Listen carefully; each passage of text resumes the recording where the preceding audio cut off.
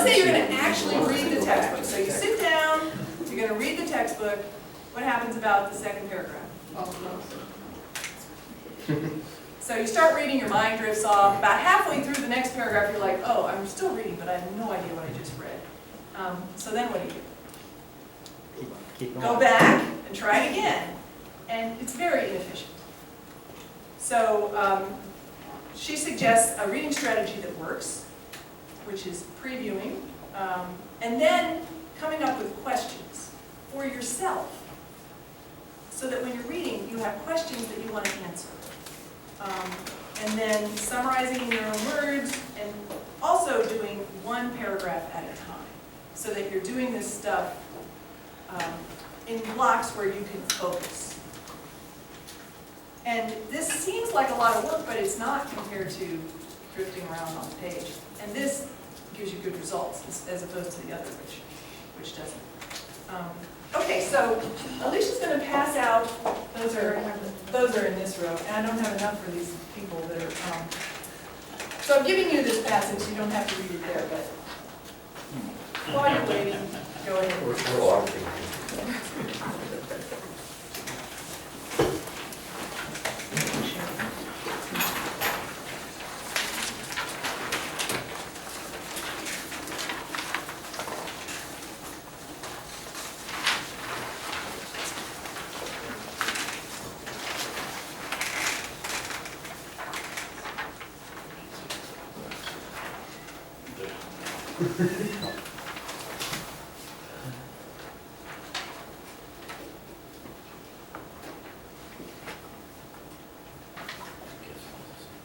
So if you happen to know what they're talking about, don't shout it out. Because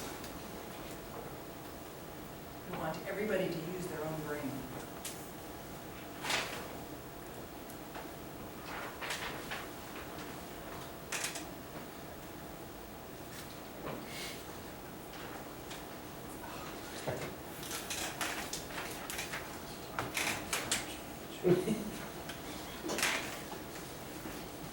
Dr. Edwards, do you have a comment? It's like listening to a Donald Trump speech. You're fired.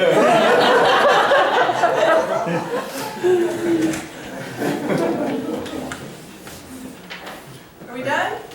We're getting close. How many had to start over and read it again? I don't want to read it again. No. Okay, so in your head, how many people, don't say it, but how many people know what process they're talking about? Okay, so we have 4 or 5 people that know what they're talking about. So, okay, the rest of you that don't know, where can you go if you lack the facilities? Somewhere else.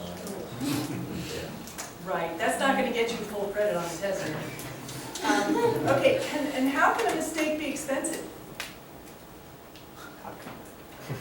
We don't know, because we don't know what the heck we're reading. Okay, so what? Morgan is dying to tell us. What process are we talking about, Morgan? Laundry. Laundry. Okay, so now we're doing laundry. Now if you read it, it makes a lot of sense. Well, it makes a lot more sense. And we can answer the questions that we asked before, which is, you know, where do you go if you don't have the facilities? The laundromat. And how can it be expensive if you mess up? You get red clothes. Yeah. Pink clothes, and you have to go buy more clothes. So if you're going to go to lecture and you don't know the subject and you haven't looked at your textbook, that's your experience. What are they talking about? And the instructor is very pumped. She comes in and she's writing a million miles an hour, and you're like, where are we? So previewing before lecture can boost learning significantly. We just saw that in a simple example. Because the students are primed for pattern recognition, they experience more spikes of interest because they're like, oh yeah, I saw that in the text. But something you can do as an instructor is assign reading. I know. They don't read it, But ask the students to come up with 2 or 3 questions that they want answered from the text. So they may not do the reading, but they'll do the preview. And if you give them some extra credit points or pick it up randomly, she assures us that a lot more students will be previewing the material. And once you have a couple questions in your head, then, wait, where are my questions? They're coming up. Once you have a couple questions in your head, then you pay attention a little bit more.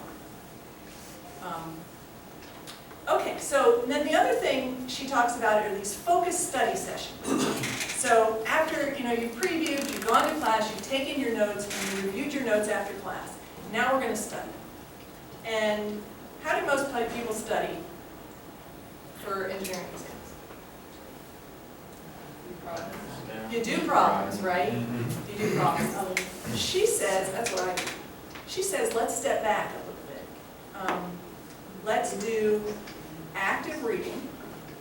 So we're going to actually read. So we've only previewed so far. We're going to actually read the textbook in an active manner. And you're going to start by previewing the chapter, just like we did, because it's been, 3 or 4 days. Because you're going to do the study on the weekend. And then once you've looked at the bold and italicized text, give yourself a reason to read it. And that's to come up with some questions. So let's say you've got a general chemistry book. And the section titles are weak acids, strong acids, buffers. So some questions that you could come up with before you read is, well, what's the difference between weak acids and strong acids? And, I don't know, but when I'm reading, I'll be looking for those answers. What do weak acids have to do with buffers? Are they different than strong acids? And if you'll notice, these questions are higher up on Bloom's taxonomy, right? They're comparing, they're evaluating. So you're practicing moving up Bloom's taxonomy when you're doing that. And you'll be able to stay focused longer. I forget what my survey is. Oh, raise your hand if you work the examples in the textbook as you read a chapter. So let's say you do read your engineering textbooks. Do you work the examples? Yeah, I never did. I skipped them. And then I work on when I needed to get answers for the homework, right? Except now I understand from some of my students that there are solution manuals available pretty consistently for every problem in a textbook. So you don't even have to look at the example problems to find out how to solve the homework problems. You can look at the actual answer for the homework problem. How do you combat that as a teacher? You make up your own problems, Because generally you don't use textbooks. which is also a problem because then they don't have a lot of problems to work. Or Right. ask them why on the test. Yeah. Why, or how did you do Well, that? and that shows up on the test all the time, that they've done the homework, they're getting hundreds on their homework. You tweak the question a little bit, and they can't do it because they haven't thought through the whys underneath the way to solve it. They haven't made those mistakes like Alicia was talking about, work your homework without looking at the solution. You make a mistake, it's not right, you go back. Is that a good thing or a bad thing? It's a good thing to make those mistakes, unless of course it's due in 20 minutes. This is why you have to start it early. But it's a good thing to make those mistakes because you're not going to make that mistake on the exam. But if you're using homework solutions, you are not making any mistakes and you're not learning what you don't want to do on the exam. And then you get to the exam and you make that mistake. And then you say, oh, well, I just had careless mistakes. Probably not. It was probably from not practicing the problems. She also gives a couple things to move you higher up on the Bloom's taxonomy. Making a chapter map. This helps you relate topics to other topics in a very visual way, which is important if people are saying, can you contrast this with this? Or how does this relate to that? And she also encourages you to do compare and contrast things on your own. So like, in our little example, we could say weak acid, strong acid. How are they similar? How are they different? And you're studying up higher on Bloom's taxonomy. Okay, getting the most out of your homework. Start the problems early. Have we said that before? Start the problems early. The day they are assigned. Because then, if you make a mistake and you don't know how to go on, you could actually ask the instructor. And there's two benefits for that. One is they say, look at this student. They are really engaged and really trying. So if you're on the borderline between A and a B at the end of the semester, then I say, that person tried really hard on it. They may. And then the other one is you're learning, right? You're learning instead of having to go. Okay, do not flip back to see the example problems. Work them yourself. And then, this is important, and this is really hard to do. I think this takes discipline. Do not give up too soon, right? I like to do crossword puzzles. I'm not very good at it. Sometimes I turn the puzzle over too early to look at the solution. So, I think giving the students a reference, so if you're doing one homework problem in heat transfer, you gotta spend at least 15 minutes on it before you give up. And probably you don't want to spend more than half an hour, or you're starting to be inefficient, unless of course it's a big Excel problem or something. Okay, so we've been through studying. Okay, so now we're into the check. And one of the things she says during the, in her study cycle is that you're going to check to see if you understand it. And you're going to do that by lecturing out loud to your stuffed animals. I know you have them. Or just to, it's even to yourself, shut your doors so nobody knows you're talking to yourself. But if you just try to explain a concept out loud, it doesn't help in your head, it's got to be out loud. It's not too long before you figure out where you're stuck, how you don't know how to explain something. Okay, and then she also gives us some questions. This is kind of a summary of which one describes you before a test. Before test one. Now remember, the students have just failed test one, a lot of them. So these are 5 reasons folks did not do well on test one. They didn't spend enough time on the material. They started their homework too late. Okay, if you didn't spend enough time on the material, how much time should you spend studying for a 3-hour engineering class? Yeah, at least 9 hours a week. You should, that's sort of the rule of thumb, is you multiply the credits by 3. I used to do that. And so that helps you do some time management planning, right? You know what students are actually spending. But it was not. But you want to get an A. That's the thing. The student has to be motivated. And I think the students are not spending that time, but they don't know that if they did, they would get an A. And she has a lot of data in her book about students who got a 60 on the first chemistry exam, and then got an 80, and then got 100. And so there's a lot of data that when she gives this presentation to convince the students that if you do this work, you can get an A or a B. No question. It's not ability, it's action. I totally agree. Take the action. I've spoken to multiple nieces and nephews of mine coming into college and talked to them about how much time they're thinking they're going to spend, and then talking to them about how much time in reality they need to spend. And at first they're kind of like, oh gosh, you're just blowing it up. And Right. they get there and they're like, oh yeah. Yeah, and I think, Tim, I think we say, okay, you need to study this. But if they don't know how to study, they probably have no idea how to spend 9 hours on the subject. So It's we interesting because, I came here, sitting in this that very chair. very chair, and I was spending in your class in a 302 class 9 hours, and I felt all the time behind. But, I thought that it was because I could not see and, all those other things, but it required me to literally spend. That's how I knew, 9 hours was, Yeah, because that was the minimum for me to be able to do acceptable. right. And she makes a point of saying that, we say something and the students hear something different because they're coming from their experience and we're coming from our experience. So if we say, study a lot, well, from a high school, that's, maybe 6 hours is a lot. But that's not a lot for us, right? So we have to be very specific and say what we want. Give actual numbers. Give actual numbers and give strategies to actually, how do you spend 9 hours studying? Yes. Dr. Montrose is famous for saying this. I told them this problem was going to be on the exam, and they all missed it. So, memorize, she's filming it for Dr. Montrose. Sorry, Mike.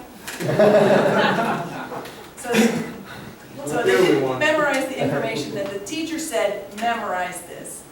And for us, the equivalent would be, this problem is going to be on the test. did not use the book.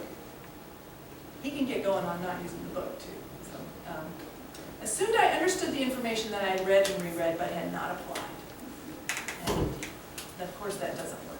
And so of course what does work is preview, review for every class, a little bit of homework at a time, use the book and did the suggested problems, made flashcards for the information to be memorized, and practiced explaining the information to others. This is Alicia's, by the way.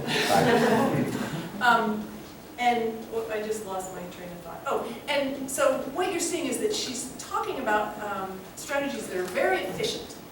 Not studying all at once, but studying a little bit through the day, and then on the weekends, she said, you know, you've reviewed every day, so you're up to speed on what the lecture is. Then on the weekends, you can say, okay, how does Monday relate to Wednesday's lecture, and how does Wednesday's relate to Friday's lecture? And then you can interconnect things, and the questions on the exam will make a lot more sense. The other, I think that's my last slide, but let's see. Okay, so then she says, ask the students to reflect. Which ones looks more like you? Okay, if you turn your reading paper over, and this will not necessarily apply to our advisory board, but it would apply to all our students. Yeah, this one, yes. So, write down what strategies you will use for the next 3 weeks. So, okay, I'm going to try one of these. This is what you're supposed to be saying yourself. I'm going to try one of these. What will I try? So Alicia and Don are passing out a list of strategies, and Alicia has expanded the list a little bit. And then so the white side is for students, the gray side is for faculty.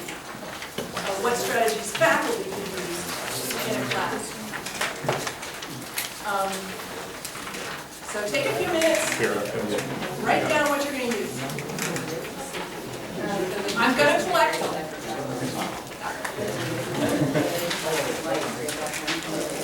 John, do you have extras? So everybody got one? Anybody need one?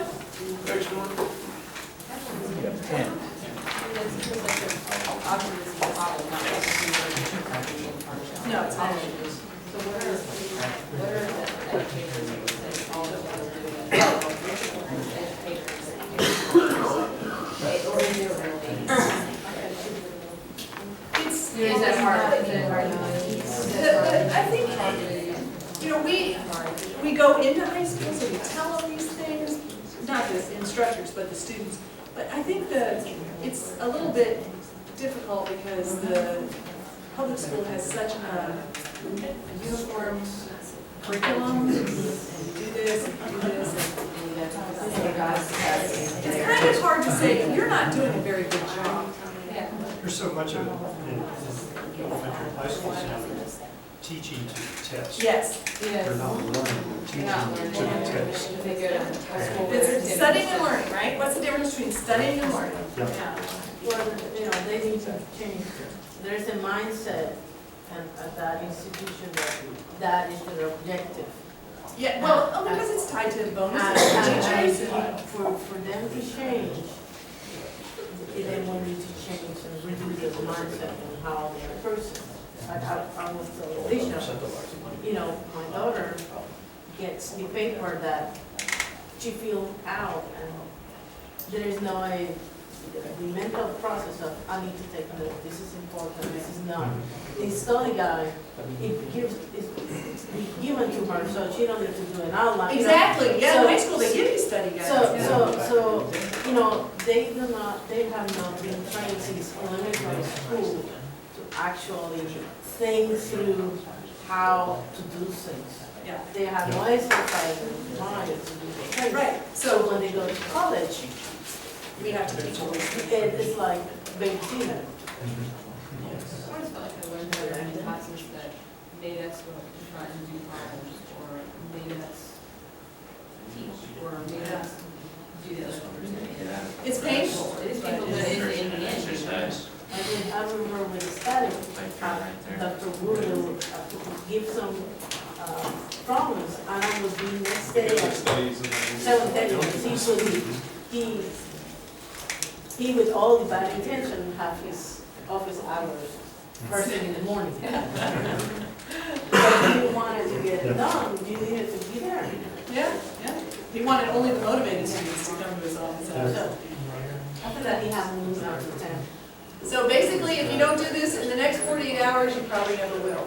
So this is motivation to take your sheet and go home and actually do it. It's a busy weekend?